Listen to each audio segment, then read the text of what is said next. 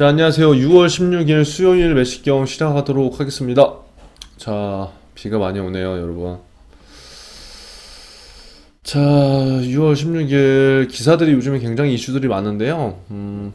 몇 개를 또 한번 살펴보도록 하겠습니다. 자, 첫 번째 이슈는 금리에 대한 얘기예요. 하반기에 금통위원 6명 중 4명 하반기에 금리 인상을 할 거다. 이제 이렇게 예측을 하고 있는 거죠.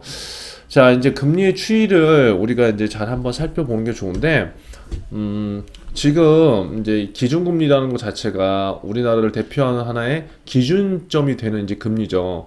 그러다 보니까 이 기준금리에 따라서 1금융권들의 금리가 결정이 되고 2금융권도 이렇게 되는 거죠. 그래서 한국은행의 이런 기준금리를 우리가 어느 정도 방향성을 알면 시중은행, 시중금융권들의 금리도 이와 비슷한 방향성으로 움직이기 때문에 금리의 방향성을 아는 것은 굉장히 중요하다. 자, 여기 보시면 지금 어떻게 됐어요? 19년도 7월에 한국은행 기준금리가 이렇게 해서 지금 1.5로 됐다가 다시 1.0으로 됐다가 지금 몇 퍼센트예요? 0.5%. 대단한 거예요. 정말 낮은 거예요, 이거. 미국 어떻게 됐어요? 미국 이렇게 있고.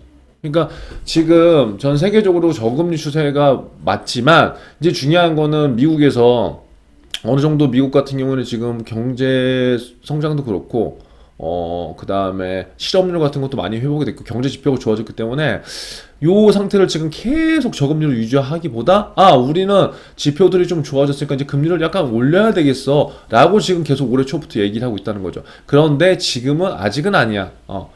그래서 하반기나 뭐 내년 상반기 언제가 될지 모르겠지만 금리 인상에 대한 이슈를 시그널을 지금 주고 있죠.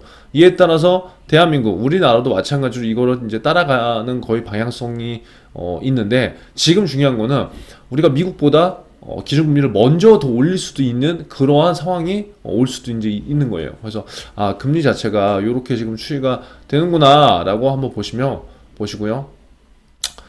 자, 금통위 의장인 이주열 한은 총재뿐만 아니라 금통위원 6명 중 4명이 연내 금리 인상의 필요성을 사실상 인정했대요. 그러니까 금리를 조금 더 올려야 된다 그런 생각을 많이 갖는 거예요. 한번 보면 금통위원은 완화적 금융 여건이 지속될 경우에 단기적 부양 효과보다는 중장기 측면에서 부채 증가에 의한 소비 제약과 자원 배분의 효율성 저하가 심화돼서 성장에 미치는 부정적 효과가 더 클 것이다.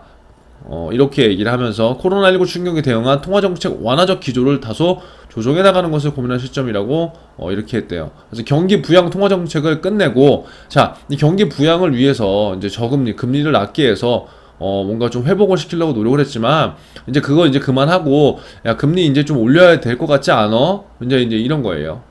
그래서 다른 금통위원도 경제 회복세는 이제 좀 강화되지만 금융 안정 측면의 리스크는 이제 확대되고 있고 이례적 수준으로 완화됐던 통화 정책 기조의 일부 조정을 검토해 나갈 필요가 있다. 그러니까 한마디로 금리를 조금 더 올려야 될 필요성이 있다. 이렇게 뭐 얘기를 하는 거예요. 그러니까 이거는 각자의 생각이기 때문에 이게 뭐 맞다 틀리다 뭐 그렇게는 정확하게 얘기할 수 없지만 일단 방향성 같은 경우에 아무래도 그 금리가 약간 인상이 될 그러한 시그널이 있다. 그렇게 알아주시면 될 것 같고요. 그럼 여러분들 공부를 할 때 뭐예요? 기준금리가 올랐어. 그럼 시중은행 금리가 어떻게 될까? 시중은행 금리도 수신금리와 여신금리로 나눠주죠. 그럼 그거에 대해 방향성을 체크해보는 것도 굉장히 좋고 뭐 예를 들어 증권회사를 갈 친구들이다. 그러면 증권회사의 회사채라든가 채권에 대한 금리가 변동폭이 어떻게 되는지 뭐 보험회사 갈 친구들이라면 보험회사의 공시율들이 어떻게 적용되는지 그런 것들을 같이 연결성 있게 찾아보면 좋을 거예요. 자, 공공분양 1만 호 하반기 또 공급된대요. 좋은 소식 계속 이어지네요. 자, 한국토지주택공사 LH는 올해 하반기 전국 19개 단지에서 분양주택 1175를 공급한다고 밝혔대요. 이거 10,000호가 넘으면 일단 뭐 괜찮은 거예요. 자, 공급을 한다는 건 뭐예요? 제가 계속 얘기했지만 지금 현재 서울 수도권 주택시장은 굉장히 공급이 부족하다. 그렇기 때문에 공급을 해야 된다. 그런데 여지껏 공급이 없었다. 그래서 지금 계속 공급 얘기를 하고 있는 거다. 그렇게까지 이해를 해주시면 됩니다. 다음 달 시행되는 수도권 3기 신도시 사전청약과 별개로 3기 신도시 여기는 사전청약을 말하는 게 아니라 그와 별개로 신혼부부, 청년 및 일반 수요자가 주거 안정을 도모하기 위해서 이렇게 만든대요. 공급주택 유형별로는 공공분양 6,000호 약, 신혼희망타운 이렇게 10년 임대 712호. 그래서 지역별로 서울, 경기, 인천 등 수도권의 전체 물량의 60%가 넘는 이렇게 배치됐다. 이거는 굉장히 좋은 것 같은데 뒤에서 문제가 또 있을 수도 있죠. 자, 공공분양주택은 분양가 상한제 적용으로 시세보다 저렴한 가격에 주택을 공급하면 좋죠. 여러분들 분양가 상한제가 뭔지 체크를 해봐야 되겠죠. 그쵸? 찾아보면 나와요. 아무튼 분양가 상한제라는 게 딱 말만 들어도 아 시세보다 약간 더 저렴하네? 그런 느낌이 오죠. 그리고 공공분양과 민간분양이 있거든요. 근데 민간분양보다 공공분양의 분양가가 더 싸요.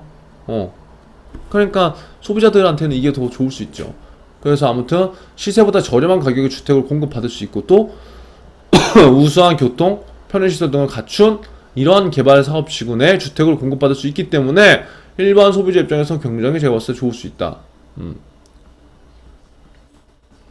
일반 공급의 경우 무주택 세대 구성원 중 입주자 저축 가입기간 등에 따라 1순위 청약 자격이 주어지고 경합이 있을 경우 어떻게 돼요? 경합이 있으면 3년 이상 무주택 세대 구성원 중 저축 총액 10만원 이상 많은 순. 그러니까 이게 무슨 말이냐면 여러분들 지금 청약저축 있잖아요. 이거 제가 지난번에 한번 얘기를 했죠. 청약저축을 가입해야 되는 이유가 우리가 분양을 받기 위해서인데요. 지금은 그 일반 분양 말고도 이렇게 10만원 정도를 공공분양으로 따로 다른 재원으로 이렇게 지금 해준다는 거예요. 근데 여기에서 그냥 가는 게 아니라 이거 당첨이 돼야 되는데 당첨되기 위한 첫 번째 조건이 뭐다? 청약저축 통장이 있는지. 근데 있는 것만 중요한 게 아니라 이런 공공분양 같은 경우에는 가점이 아니라요. 여러분들 들어봤죠? 막 가점. 가점은 84점 만점 중에 몇 점이에요? 라는 스펙으로 결정이 된다고요. 여러분 취준에만 스펙이 결정되는 게 아니라 청약 통장에도 스펙이 있어요. 그런데 공공분양의 경우에는 이 가점 적용이 아니라 여기 나와있죠. 10만원씩 얼마나 누가 오래 냈느냐. 그게 이 청약 통장의 스펙이에요. 그래서 너무 어렵게 여러분들이 갑자기 뭐 많은 내용이 들어가면 짬뽕 되니까 여기까지만 일단 알고 있으면 돼요. 여기까지만.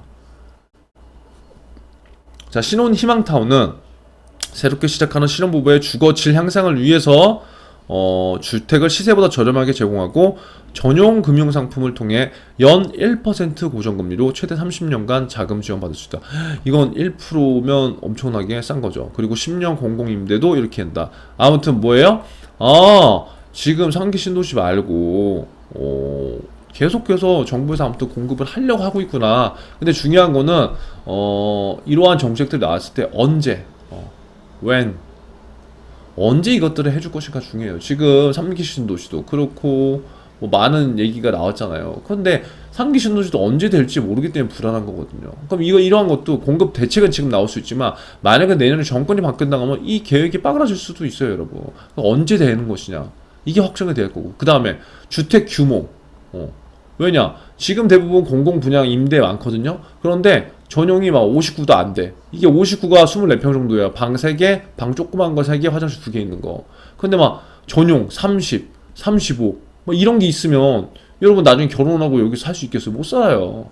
그러니까 형식을 이제는 배제 조금 더 없애고 진짜 국민들이 원하는 그런 주택 공급을 해줘야 된다는 거야. 언제 그게 되느냐, 규모가 어떻게 되느냐, 이것만 확정적으로 정부에서 얘기를 해준다면 집값 안정화에도 굉장히 큰 도움이 될 수가 있다는 거죠. 자, 세 번째, 은행 금리, 대출은 높이고 예금은 낮추고. 왜? 이런 게 있네요. 이게 기준금리에 영향이 있잖아요. 보세요. 기준금리가 올라간다고 해서 대출금리와 수신금리가 다 올라가지 않아요. 이러한 아이러니한 면들이 있죠. 자, 볼게요. 시중은행들의 예금 금리는 하락하는 반면 대출 금리는 상승하고 있다. 한국은행이 연내 기준금리 인상 의지를 내비쳤지만 시중에 풀린 유동성으로 은행권에 수신이 몰리는 만큼 굳이 예적금 금리를 올려 자금을 끌어모을 필요성이 없어졌다. 이게 무슨 말이에요, 여러분? 자, 여기서 나왔죠. 한국은행의 기준금리가 금리가 아까 방향성이 이렇게 올라갈 거라고 했죠. 미국도 이렇게 올라갈 거고. 그렇다고 한다면 같은 은행에서 판매하는 이러한 수신과 나눠보면 은행은 특히 수신과 여신 이렇게 본다면 이 금리도 같이 올라가야 되는 게 맞지 않나요? 이렇게. 근데 그게 아니라는 거예요, 현실은. 왜? 여신은 뭐야? 대출. 돈을 빌려주는 거죠. 그럼 은행은 돈을 빌려주니까 어떻게 되겠어요? 아, 대출이자 많이 받아야 될 거 아니에요. 그럼 금리가 올라가면 예를 들어서 대출이자도 대출 금리 빨리빨리 오르겠죠. 그러니까 이게 엄청나게 어떻게 보면 되게 웃긴 거예요. 근데 수신금리는 뭐예요? 우리가 적금, 뭐 예금 이런 거 있죠. 근데 내가 은행에 돈을 맡겨. 근데 이거는 금리 반영 속도가 늦어요. 지금 여기서 그 얘기를 해준 거예요. 그럼 왜 그런가? 왜? 여러분들 금융권을 취업하고 은행을 취업하고 하려면 금융기관의 생리를 알아야 돼요. 생리는 명확해요. 공기업이 아니에요, 여러분. 돈을 번다고. 그쵸? 잘 생각해보세요. 근데 금리가 오를 때 이러한 방향성을 다 똑같이 해줘. 내가 이자도 많이 주고 대출 금리도 많이 줘. 그렇게 하는 것보다 은행 입장에서, 금융권 입장에서 뭐예요? 대출 금리를 많이 받아서 이자를 적게 주는 게 은행이 남는 장사하는 거죠. 심플하게 그런 거예요. 그게 크게 보면. 근데 지금 유동성이 굉장히 풍부한 지금 시장이라는 거예요. 또 특수한 걸로 유동성. 돈이 넘쳐. 왜? 부동산 각종 규제로 막혀 있어. 근데 코인으로 사람들이 일부 자금이 여기서 이렇게 다는 안 넘어가요. 그래도 많은 자금들 이렇게 막 코인으로 들어가잖아요. 이렇게 막. 근데 코인 지금 멘붕. 주식 굉장히 괜찮았지만 최근에는 또 괜찮지만 한동안 혼조세였죠. 그러니까 자금이 지금 딱 기회를 보고 있는 사람들이 많다고 여기서. 어디로 갈까? 그러니까 유동성이 많아지니까 일반 사람들 입장에서는 이거 예금으로 넣나? 이거 적금으로 예를 들어서 주식 해야 되는데 주식 들어가기 전에 뭐 입출금지 통장에 넣어놓자 했는데 잠깐 들어가는 돈이잖아요. 그러니까 유동성이 풀렸다는 건 이렇게 생각해 보면 된다고요. 그럼 뭐야? 굳이 은행에서 예금 금리 올려줄 필요 있어요? 영업 안 해도 지금 들어오잖아. 영업 안 해도 마케팅 안 해도 다 들어오잖아. 왜? 유동성이 풀렸기 때문에. 그러면 돈을 빌려줄 때는 당연히 금리를 높게 받고 돈을 맡기는 거는 이자 조금만 주는 거죠. 그래서 이 이익을 계속적으로 갖고 가는 거죠. 이게 뭐예요? 이게 예대 마진이잖아요. 이게 예대 마진. 은행 본연의 기능. 여기 보시면 예금은행 정기 예금 가운데 0.75에서 1% 금리 비중은 지난 4월 말 뭐 하는데 어려워 넘어가. 자, 결국 뭐다? 은행들이 예적금 금리를 낮추고 있다는 의미다. 그러니까 수신금리 많이 안 준다예요. 이는 저금리 기조로 시중에 여유장을 풍부해지면서 수신금리를 인상할 요인이 없어진 데 따른 결과로 뒤풀이 된다. 그쵸. 반대로 움직이는 예금 대출금리. 이와 달리 대출금리는 상승세를 지속하고 있다. 은행의 가계대출 평균 금리는 지난 4월 말에 된다. 우대금리가 줄어들수록 이렇게 된다. 이건 그냥 보시면 돼요. 그래서 결국 이 기사의 특징은 뭐다? 기준금리가 올라도 시중은행들의 금리는 방향성을 일치하지 않는다. 수신금리나 여신금리에 따라서 방향성이 다 다르다. 절대 금융권은 손해보는 장사를 한다 안 한다? 안 한다. 근데 만약에 여기서 우리가 생각해봐야 될 건 뭐냐면 인터넷 뱅크 지금 온라인 뱅크 그 다음에 카카오 이런 데들이 금융시장을 이제 조금씩 지금 파이를 먹잖아요. 지금 시중은행도 걱정하는 게 뭐예요? 이 파이 고객들이 자꾸 일로 간다고 자꾸. 그럼 얘네가 원래 시중은행들이 파이가 이만큼 됐었는데 다시 해볼게요. 시중은행도 파이가 지금 이렇게 됐었어요. 알아서 은행은 찾아온다고요. 그래 안 그래요? 그쵸? 워낙 좋아. 여지껏 어려운 게 없었어. 근데 지금 어렵다는 거지. 근데 카카오나 뭐 예를 들어서 생활금융 플랫폼 그 다음에 지금 인터넷 뱅킹들이 처음엔 요만했는데 이게 점점 이게 확산이 되는 거예요. 왜? 소비자를 만족시켜 주거든. 이 보세요. 이 파이가 점점 커지고 있어. 그리고 모바일도 점점 커지고 있어. 근데 만약에 이런 상황이야 지금. 이런 상황이라면 한번 보세요. 지금 시중은행 방향성은 예금금리 조금 주잖아요. 예금금 조금 줘. 대출금리 많이 받는다고. 근데 만약에 이런 뭐 예를 들어서 인터넷 은행이라든가 P2P 업체 그 다음에 금융 플랫폼을 갖고 있는 이러한 기업들이 요거를 관련된 내용들을 반대로 만약에 뒤집어서 한다. 물론 그러면 수익이 안 나서 힘들겠지만 뭐 이건 제가 아주 극단적인 예를 드는 거지만 만약 그렇게 되면 어떨 거야? 이거 다 넘어가요. 이렇게 또 이렇게 될 수밖에 없어. 지금 이게 고객들이 짱구가 아니거든요. 이제 고객들은 충성도 그건 제가 봤을 때 예전 얘기인 것 같아요. 그래서 아무튼 이런 것들을 보고 우리가 이런 것도 생각을 해볼 필요가 있다. 그걸 말씀드리고 싶고, IBK 기업은행의 ESG 경영이 특별한 이유, 이런 것들은요, 여러분 기업 분석을 하는 거니까 잘 기억을 해두시고 스크랩 꼭 해두세요. ESG인데 지겹죠? 제가 항상 말 많이 해서 ESG 경영이 대세다. 투자 유치, 수주 등 경영 활동에 직접적인 영향을 미치면서 국내 많은 기업과 금융사들이 핵심 경영 목표로 설정하고 있대요. 그래서 중요한 겁니다. 근데 IBK 기업은행의 ESG 경영은 다른 금융사에 비해 출발이 늦었다. 5년, 10년 전부터 ESG 경영을 준비했다는 다른 은행과 달리 올해 초 전담 조직을 준비해서 이제 막 5개월이 지났대요. 하반기에는 고도화 작업을 통해 내년까지 끌어올릴 것이라고 한다. 목표가 아니라 자신이다. 잘못된 길로 접어들어 다시 돌아 방향을 잡아야 하는 시행착오 없이 한 길로 흔들림 없이 나아가다 보니 속도가 다르다. 그러니까 결국 이게 뭐예요? 오늘 IBK에 대해서 나왔는데 ESG가 굉장히 이슈가 되고 있지만 IBK는 좀 늦게 출발했다는 거예요. 왜? 방향성을 잘 잡느라. 한마디로 그건 것 같아. 중요한 건 시작 시점이 아니라 진정성이 중요하다. 뭐 이렇게 얘기를 이분이 하셨는데 내용을 한번 다시 한번 볼게요. 여기서 우리가 활용할 수 있는 건 그럼 이 기사를 보고 기업은행의 기업 분석을 어떻게 우리가 ESG 측면으로 끌고 갈 수 있느냐 그것만 보면 돼요. 이건 나머지는 그냥 뭐 이분이 뭘 했는지는 중요한 게 아니고 그쵸? 자 보세요. 인원은 단출하지만 ESG 관련 각 분야의 전문가들을 팀을 꾸렸대요. 자 ESG 다시 여기 포인트를 보세요. 사회공헌부서 엘리트 직원들을 영입해 사회. 그러니까 지금 기업은행은 뭐 다른 기업들도 이렇게 하고 있겠지만 이 기사에서 보면 요런 것들을 위해서 엘리트 직원들을 여기에서 영입해서 S, G 영역을 담당하게 뭐 했다. 뭐 이런 거고 지금 뭐 TF가 인원수가 상대적으로 적을 수 있는데 여기에서 얘기하는 건 중요한 건 뭐다? 전문성. 다른 금융사들이 몇 년에 걸쳐 이룬 ESG 경영탑을 기업은행은 1년 만에 이룰 것이라고 이제 한다는 거예요. 이러한 자신감의 근원은 어디에 나온다? 윤종원 행장. 왜? 이렇게 했기 때문에. 이거 뭐 별로 뭐 그런 내용이 아닌데요. 밑에 내려볼게요. 뭐 다른 게 있나? 기업은행 그냥 홍보하는 기사인데 이거. 자 여기 한번 볼게요. 여기 그래도 써놓은 게 있으니까. 기업은행의 ESG 경영의 특별한 이유는 뭐래요? 다른 금융사나 기업들과는 방향성이 다르다. 그럼 어떻게 다른지 한번 볼까요? 현재 국내 ESG는 대기업 금융그룹을 중심으로 이루어지고 있다. 이들은 ESG 경영을 준비해도 여력도 충분하대요. 하지만 중소기업들은 어떨까? 속수무책. 중소기업들은 ESG 경영에 관심도 낮고 시도가 이루어지지 않는 것이 현실이다. 반면 대기업들이 추진하는 과정에서 직접적인 타격은 중소기업들이 받게 된다. 기업은행은 ESG 경영 환경에서 중소기업이 소외되거나 피해되지 않고 함께 ESG 파도를 헤쳐나갈 수 있는 돕는 중책을 맡고 있다.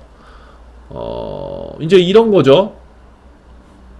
지금 여기서 강조하는 건 기업은행이 ESG 경영에서 관심을 갖고 있는 건 뭐다? 특별한 이유는 지금 ESG는 하도 이슈가 되고 있기 때문에 대기업 금융그룹은 미리 준비하고 다 했다는 거야. 근데 중요한 건 뭐예요? 중소기업은 이렇게 안 된다는 거예요. 그래서 기업은행이 이 중소기업들을 좀 돕는 역할을 하겠다. 이거는 방향성이 타은행과는 좀 달라요. 그렇기 때문에 여러분들이 같은 ESG더라도 지금 이 기사를 보고 기업은행에서 하는 취지의 방향성을 잘 활용해 보시면은 나중에 여러분들이 굉장히 좋은 면접 요소라든가 여러분만의 무기가 될 수 있을 것 같아요. 기업은행의 ESG는 우리만의 ESG가 아닌 중소기업과 함께 상생을 추구하는 것이 가장 큰 차이점이래요. 그러니까 지금 여러분들이 기업은행 만약에 지원하면은 대부분 중소기업 얘기하잖아요. 거기에 ESG가 좀 추가된 거예요. 그쵸? 대기업들이 중소기업의 ESG 경영 실적을 평가하겠다고 나섰지만 누구도 중소기업 ESG 경영에 대해 손을 내밀고 있지 않아 우리밖에 할 수 없는 일. 그러니까 기업은행은 기존의 중소기업의 그러한 키워드들이 있는데 그거를 바탕으로 해서 ESG 시장을 여기에 든 거죠. 그럼 당연히 특화가 될 수밖에 없겠죠. 이거는 우리은행, 우리은행, 국민은행, 신한은행 다 있지만 중소기업 ESG는 아무래도 기업은행에 훨씬 더 조금이라도 뭔가 나은 것도 있을 거예요. 그런 것들을 찾아야 돼요. 보여주기식 ESG 경영이 아니라 어떻게 ESG 경영 전반에 내재화하고 이를 통해 중소기업들을 이끌 것인가가 초점. 그러니까 다른 은행이나 다른 그 기업들과의 방향성이 다르기 때문에 이런 것들을 어떻게 잘 하고 있는지 그런 것들을 살펴보는 게 중요할 것 같습니다. 그래서 요거는 좀 다음에 내용이 나온다면 제가 좀 더 세부적으로 한번 읽어보도록 하겠습니다. 자, 아무쪼록 오늘 매식경 이렇게 마치고요. 여러분들 재미있게 좀 공부하세요. 재밌게 하고 지치지 말고 하루에 하나씩, 매식형 하나씩만 공부하시면 나중에 굉장히 큰 도움이 될 거라고 확실하게 말씀드리면서 6월 16일 매식형 마치겠습니다. 오늘도 화이팅 하세요.